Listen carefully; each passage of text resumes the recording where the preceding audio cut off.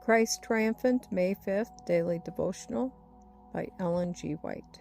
God performs miracles for a reason.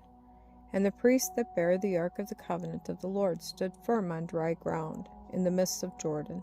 And all the Israelites passed over on dry ground, until all the people were passed clean over Jordan. Joshua chapter 3, verse 17.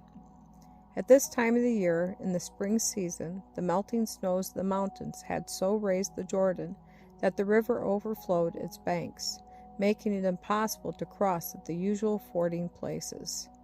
God willed that the passage of Israel over Jordan should be miraculous.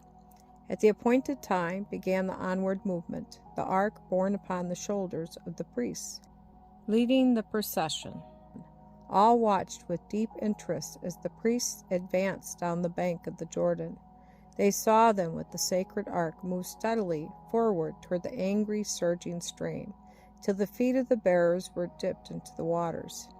Then suddenly the tide above was swept back, while the current below flowed on, and the bed of the river was laid bare.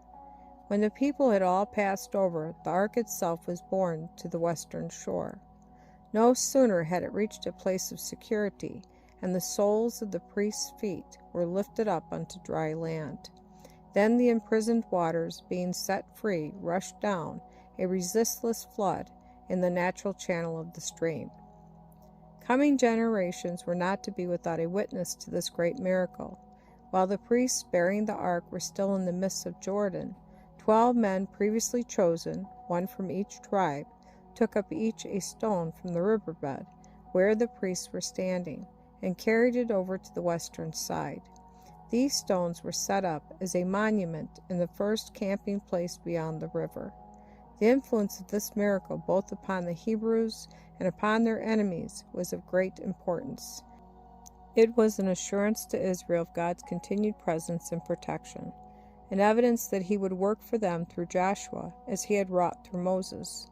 This exercise of divine power in behalf of Israel was designed also to increase the fear with which they were regarded by the surrounding nations, and thus prepare the way for their easier and complete triumph.